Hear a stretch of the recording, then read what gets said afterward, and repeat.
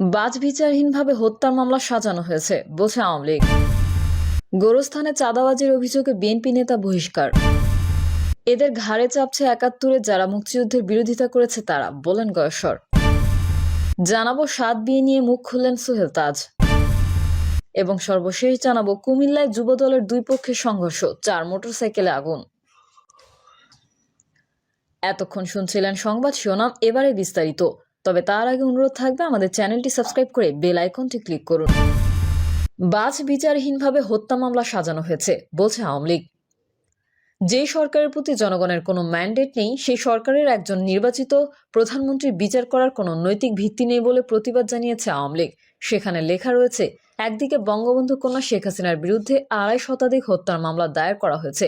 পরবর্তীতে দেখা গেছে মৃতদের অনেকেই জীবিত আছে এবং এ থেকে বোঝা যায় শুধু রাজনৈতিক উদ্দেশ্য প্রণোদিতভাবে বাছাই বিচারহীনভাবে হত্যা মামলা সাজানো হয়েছে।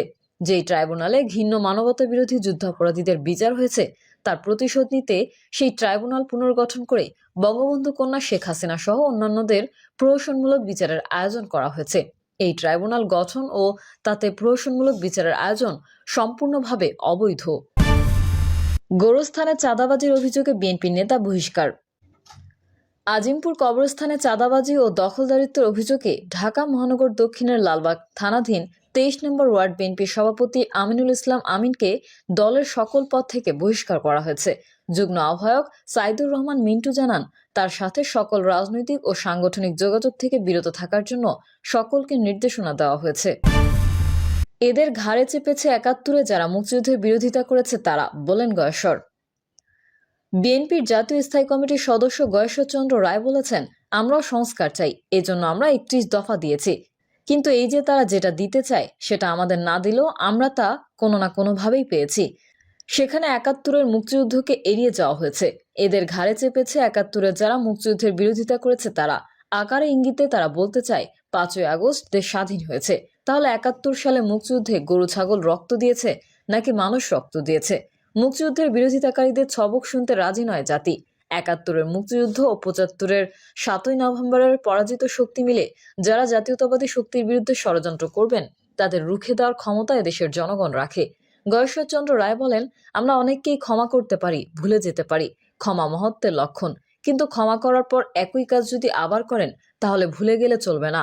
মুক্তিযুদ্ধ ও ৭ই নভেম্বরের পরাজিত শক্তি মিলে যারা জাতীয়তাবাদী শক্তির বিরুদ্ধে ষড়যন্ত্র করবেন তাদের রুখে দেওয়ার ক্ষমতায় দেশের জনগণ রাখে। সেই নেতৃত্ব দেওয়ার যোগ্য নেতৃত্ব আছে। জিয়াউর রহমান হারিয়ে গেছেন, কিন্তু খালেদা জিয়া সেই জায়গা থেকে শুরু করেছেন। সেখান থেকেও নেতৃত্বে চলে এসেছেন তাদের যোগ্য উত্তরসূরি তারেক রহমান। যুক্তরাজ্য থেকে দল ও দেশবাসীকে সংগঠিত করে বিজয় নিশ্চিত করেছেন। কিন্তু এর ফলাফল যতক্ষণ পর্যন্ত গোলায় না ওঠে ততক্ষণ পর্যন্ত তিনি সক্রিয় আছেন, আমরাও সক্রিয় আছি। তিনি বলেন, সবচেয়ে সৌভাগ্যের বিষয় আমি মুক্তিযুদ্ধ করতে পেরেছি। বাংলাদেশের স্বাধীনতার যুদ্ধ তো বারবার হবে না, আমরা সেই যুদ্ধটা করতে পেরেছি। সেই ডাকটাই দিয়েছিল রাজনীতির বাইরের একজন মেজর, যার নাম জিয়াউর রহমান, যার নাম মানুষের অন্তরে অন্তরে। যে আশা নিয়ে মুক্তিযুদ্ধ করেছি সেই আশা পূরণ হয়নি বলেই তো আওয়ামী লীগের এমন পরিণতি হয়েছে। ১৯৭৫ সালের ১৫ই আগস্ট মর্মান্তিক ঘটনার মধ্যে দিয়ে শেখ মুজিবুর রহমান সপরিবারে নিহত হলেও আওয়ামী লীগের নেতৃত্বেই কিন্তু সরকার গঠন করা হয়েছিল, যার নেতৃত্বে ছিলেন আওয়ামী লীগ নেতা খন্দকার মোস্তাক। তিনি বলেন, ১৯৭৫ সালের ৭ই নভেম্বর সিপাহী জনতা সংগঠিত হওয়ার মধ্যে দিয়ে ধারাবাহিক প্রক্রিয়ায় জিয়াউর রহমান ক্ষমতায় আসলেন, বহুদলীয় গণতন্ত্র প্রতিষ্ঠা করলেন তিনি। ৯০ সালে খালেদা জিয়ার নেতৃত্বে ছাত্র জনতার গণ অভ্যুত্থানে স্বৈরাচারের পতন হয়েছে। ১৯৭১ সালের মুক্তিযুদ্ধ, ১৯৭৫ সালের সিপাহী জনতার বিপ্লব এবং ৯০-তে গণ অভ্যুত্থানের মুখে স্বৈরাচারের পতন, এসব কি ইতিহাসের অংশ নয়? এসব কি ইতিহাসের পাতা থেকে বের করে দেবেন? স্বাধীনতার যুদ্ধ থেকে প্রতিটি আন্দোলনে ছাত্র জনতা ছিল, তারা কি রাষ্ট্র ক্ষমতায় বসেছিল? গত ১৬ বছর যাবৎ বিএনপি আন্দোলন করছে উল্লেখ করে গয়েশ্বরচন্দ্র রায় বলেন, ছাত্রদের কোটা বিরোধী ও বৈষম্য বিরোধী ছাত্র আন্দোলনের ৮ দফার মধ্যে সরকারের পতনের দাবি ছিল না। তারা যখন এই আন্দোলনে নামছে আমরা পরদিন তাতে প্রকাশ্যে সমর্থন জানিয়েছি। আমি একজন সাক্ষী। ছাত্ররা আন্দোলনে নামার পরপরই আমি আমাদের ভারপ্রাপ্ত চেয়ারম্যান তারেক রহমানের কাছে মোবাইলে একটি খুদে বার্তা পাঠালাম।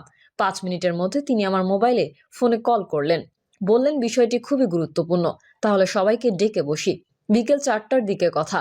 6টায় দলের জাতীয় স্থায়ী কমিটির জরুরি বৈঠক ডাকলেন তিনি। সেই বৈঠক থেকে ছাত্রদের আন্দোলনের প্রতি নৈতিক সমর্থন জানানো হলো এবং ভারপ্রাপ্ত চেয়ারম্যান সক্রিয় হয়ে উঠলেন। টেলিফোনে তিনি সবার সঙ্গে যোগাযোগ শুরু করলেন। আমাকে বললেন, শুধু নৈতিক সমর্থন যথেষ্ট না, সবাইকে সক্রিয় করতে হবে। আমি বললাম, অবশ্যই সক্রিয় করতে হবে, তবে দলীয় ব্যানার ছাড়া আমরা সবাই এই আন্দোলনে অংশ নেব। আমাদের ছাত্র যুবক নেতাকর্মীরা মাঠে নেমে পড়ল।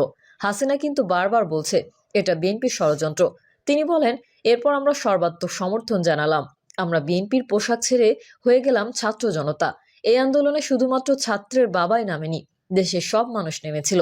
এদেরকে কে নামিয়েছিল? এই বিএনপি নামিয়েছিল। গয়েশ্বর রায় আরো বলেন, আমরা ছাত্রদের অভিনন্দন জানাই, এখনো অভিনন্দন জানাই। তবে 15 দিনের পুঁজি দিয়ে রাস্তায় বেশি দিন হাঁটা যায় না। 16 বছর ধরে আমরা আন্দোলন করছি। প্রত্যেকটা রক্তের মূল্য আছে। যে সর্বশেষ রক্ত দিয়েছে তারও আছে, যে সবার আগে দিয়েছে তারও আছে। 7 বিয়ে নিয়ে মুখ খুললেন সোহেল তাজ। আয়রন গার্ল শিমুর সঙ্গে বাগদান সেরেছেন সাবেক স্বরাষ্ট্র প্রতিমন্ত্রী সোহেল তাজ, যা সামাজিক যোগাযোগ মাধ্যমে ভাইরাল হয়েছে। ভাইরাল হওয়া ভিডিও চিত্রে দেখা যায় সোহেল তাজ হাঁটু গেড়ে কনের হাতে আংটি পরিয়ে দিচ্ছেন। এ সময় উপস্থিত সবাই উচ্ছ্বাস প্রকাশ করেন। এ সময় পেছনে বাগদান সম্বলিত একটি পোস্টারও দেখা যায়। কনে সোহেল তাজের ইম্পায়ার ফিটনেস সেন্টারের ট্রেনার।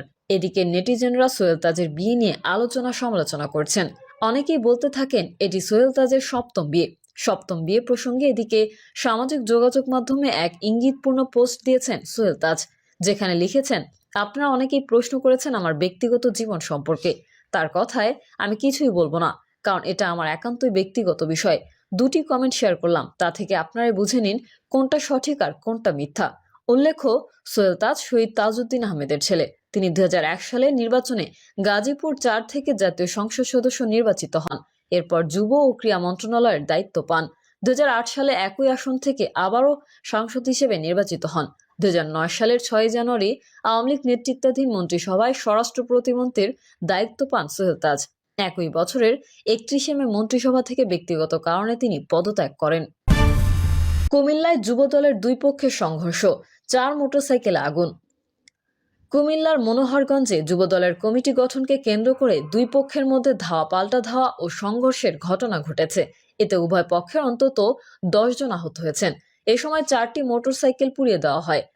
উভয় পক্ষের ইটপাটকেলের আঘাতে অন্তত 10 জন আহত হলেও কারো আঘাত গুরুতর নয়। সবাই প্রাথমিক চিকিৎসা নিয়ে বাসায় ফিরেছেন।